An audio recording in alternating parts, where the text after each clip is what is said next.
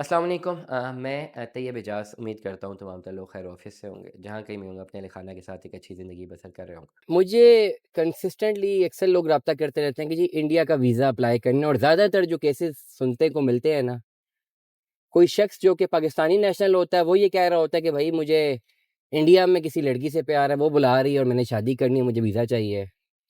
या कोई Indian national होता है, वो रब्ता कर रहे होते हैं कि जी हमने पाकिस्तान का वीज़ा लेना है और यही मामला है। देखें, एक चीज़ बड़ी क्लियर है। फिल वक़्त तो ये जो रीज़न है ना कि फ़लानी लड़की वहाँ पे है, फ़लाना लड़का वहाँ पे है, उससे हमने शादी करनी है, ये वीज़ा दे दिया जाए, तो ये तो जब वीज़े खुले हों ना तब भी वैलिड नहीं है।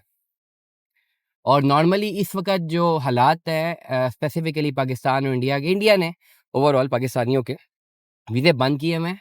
और ये जो इसी 2025 में अप्रैल में या मई में, अब मुझे एग्ज़ैक्टली डेट याद नहीं है, ये जब मार्का हक़ हुआ है, जंग हुई है, उन दिनों में तो ये हालात थे कि जो लोग एक वैलिड मेडिकल वीज़ा के ऊपर भी थे ना इंडिया में, उनको भी जो है वो डिपोर्ट किया गया। हालाँकि जिनेवा कन्वेंशन और जो इंटरनेशनल लॉ है उसके मुताबिक कोई भी मुल्क जो मेडिकल वीज़ा है ना, मेडिकल ग्राउंड्स के ऊपर, एक तो ना उसका वीज़ा देने से रोक सकता है।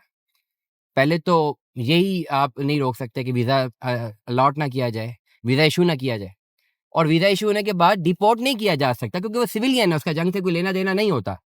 लेकिन हम लोगों ने देखा कि इसी साल के चौथे-पाँचवें महीनों में जब ये पाक-भारत कशीदगी बहुत उरूज के ऊपर थी, तो इंडिया ने जो लोग वहाँ पर मेडिकल वीज़ा के ऊपर थे, उन्हें बाय फ़ोर्स डिपोर्ट किया। हालाँकि ये एक इंसानी जुराइम में भी शामिल होता है कि जो लोग लाखों रुपए लगा के मेडिकल इश्यूज़ को एड्रेस करने के लिए गए हैं और ज़ाहिर बात है ऐसी कोई इश्यूज़ थे कि उनको जाना पड़ा, अपने मुल्क में इलाज नहीं था, उनको भी डिपोर्ट किया गया। तो आप सोचें कि क्या इस वक़्त कोई पॉसिबिलिटी बन सकती है कि अगर आपके पास पाकिस्तानी पासपोर्ट है, आपको इंडिया का वीज़ा अप्लाई करें और ये आप रीज़न दें कि मैंने फलानी लड़की से शादी करनी है और मुझे वीज़ा मिल जाए, क्या मिलेगा?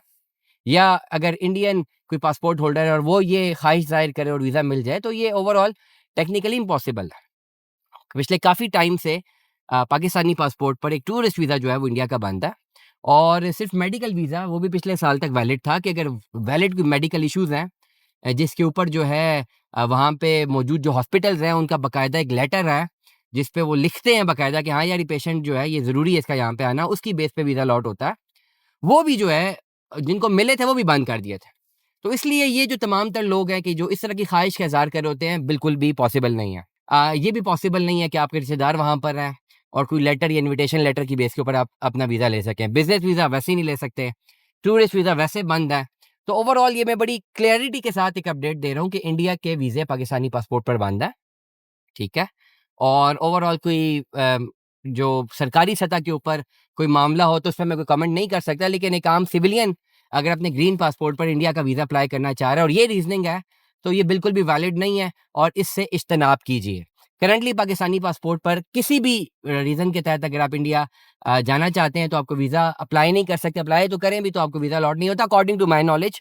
आप वेरीफ़ाई भी कर सकते हैं, अगर आपका कोई जेन्युइन केस है, आप एम्बेसी में, इंडियन एम्बेसी में अपनी एप्लीकेशन भी पुट कर सकते हैं। लेकिन जहाँ तक हमारी नॉलेज है, जहाँ तक हमारी राय है, उसके मुताबिक करंटली 2026 की शुरुआत है और मैं आपको बड़ी क्लैरिटी के साथ अपडेट कर रहा हूँ कि आप पाकिस्तानी पासपोर्ट पर किसी भी रीज़न के ऊपर इस वक़्त इंडिया का वीज़ा अप्लाई नहीं कर सकते। हाँ, कोई बहुत ही कोई ऑथेंटिक रीज़न है तो उसके लिए आप एम्बेसी में राब्ता करेंगे और मैंने इस बात को सपोर्ट करने के लिए पहले बता दिया कि जो लोग मेडिकल वीज़ा पे थे उनको भी डिपोर्ट किया गया। तो मेरा नहीं ख्याल कि कोई बहुत ऑथेंटिक रीज़न को भी जो है एड्रेस किया जाएगा। लेकिन येट अगर आपका कोई बड़ा ही ऑथेंटिक रीज़न है, तो बजाय किसी कंसल्टेंट को कॉल करने के आप इंडियन एम्बेसी में अपनी जो है रिक्वेस्ट पुट कर सकते हैं, अपना वीज़ा अप्लाई कर सकते हैं।